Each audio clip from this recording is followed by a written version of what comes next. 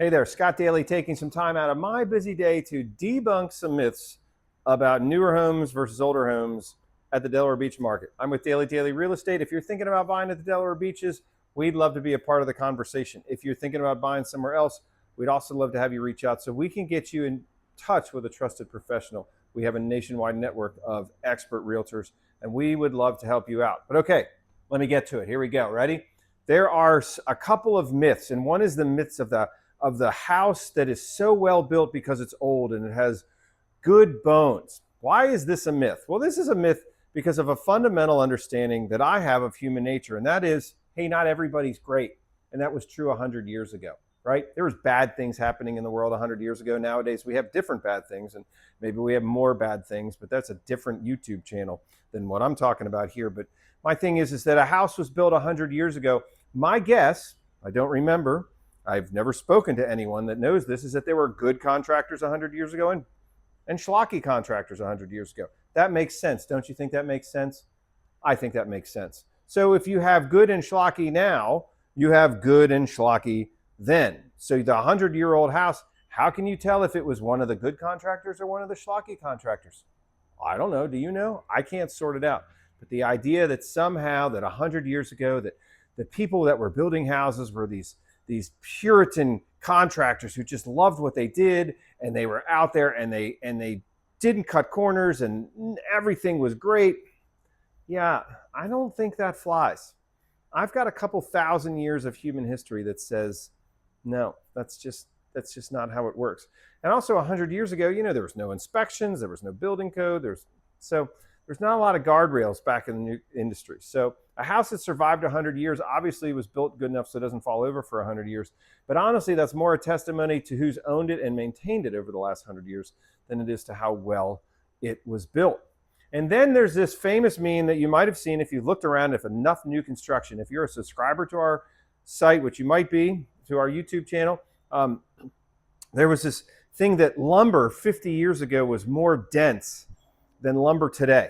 And so because the wood was stronger, that a house that's that old was built better because it had this dense lumber, this natural virgin forest versus the stuff we have today. And here's the thing, that's not the case.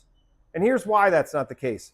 Nowadays, they use lumber that is almost 100% grown on tree farms. It is a crop just like corn and soybeans that you see all over Sussex County, except it's a tree. It takes a little longer to grow, gets harvested, and gets turned into these glorious things like 2x4s that get turned into your house. And here's the reality.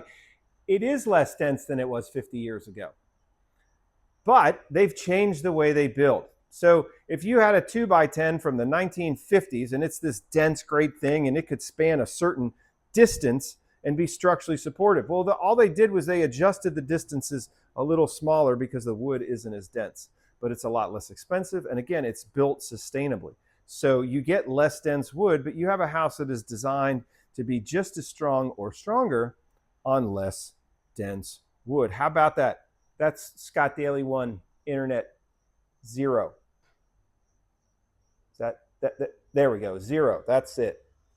Me 1, me 1. Okay? So keep that in mind. So here's the thing that you're getting when you get a house that has good bones. There's a pretty good chance that you're getting a dated floor plan, right? The way people lived 100 years ago or even 50 or even 30 years ago is so different than they live now. Even let's take a very modern example on a 30-year-old house that has a family room, it has a formal dining room, it has a fireplace in the family room. And the fireplace in the family room was designed to have a TV over top of it. Some are even built in so you can fit a deep tube TV. Remember tube TVs? Of course you do.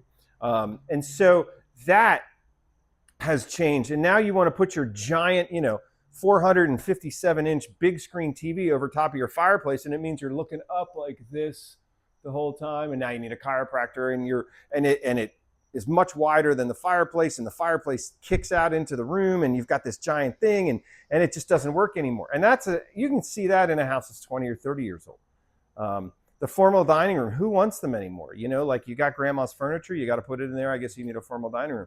But that's space in your house that you're just never going to use that often. And so a lot of more modern plans just go away from the formal dining room and they've turned it into an office or something like that because you don't want it. So when you get an older home, you get an obsolete floor plan. Obsolescence is a thing, right? And just imagine this. I use a lot of car analogies, especially when I'm talking about builders. If you listen to some of the other stuff we have here.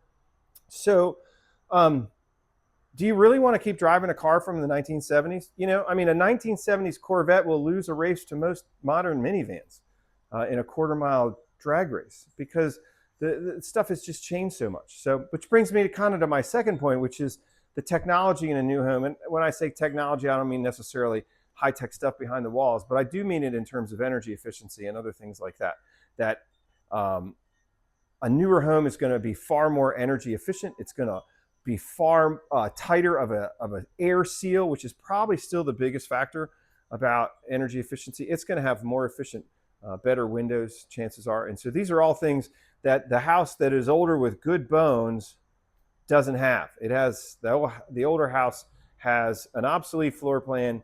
It's not as energy efficient, and in some cases, it might not be as well built as a modern home that is built to more modern building codes, that has had inspections, things like that. Now, I will tell you, there are some things where the older house wins, and it wins in three places if it's going to win at all. It's going to win in location, it's going to win in location, and finally, it's going to win in location. And as we know, those are the top three things in any real estate are location, location, location. That's also on the internet, but that part's true because it's been around longer than the internet. So keep that in mind. So when you're talking about a great spot that if you want to be in a very specific location, the downtown Lewis, something like that, downtown Rehoboth, there's a good chance you're not going to find a lot of new construction there. And so if you can't find new construction there, then and the location is the most important thing, then you're going to be stuck with an existing house and you might have to deal with some of those existing house problems. But as you know, if you're talking about your specific lifestyle and you're talking about making your real estate a good investment, then you know that those three L's in location, location, and location are clutch. They're very important. You don't want to ignore them. And so that's something that you want to think about and might make you say, yeah, the floor plan is a little outdated and I'm not down for the avocado colored appliances, but you know, this is right where I want to be. And this is right where I think I need to be. And this is going to hold its value because it's in a desirable location. And then it's a worthwhile purchase, even if you're getting some of the old house hair on it. You know, it's one of those things. I think somebody famously once said, you know, there are no solutions, but only trade-offs. And so it might make sense for you to trade off a newer home, a more relevant floor plan, and energy efficiency if you're going to get a primo location. That is a trade-off. And some people say, I don't care where it is. I just want it to be new. I want my stuff. I want to pick it. And that's great too. And so it really just depends. I learned in Sussex County parlance, you know, there's a seat for every butt. And so that's one of the things that we love doing at Dailey Dailey Real Estate is helping sort out, you know, what are your priorities? How can we get you what you want here at the beach? Anyway, that's just a couple thoughts about the things about new construction versus older homes versus newer homes that's floating around on the internet that I thought I would address. If you're looking at the beaches, check out Dailey Dailey Real Estate, subscribe to our YouTube channel, and have a great day.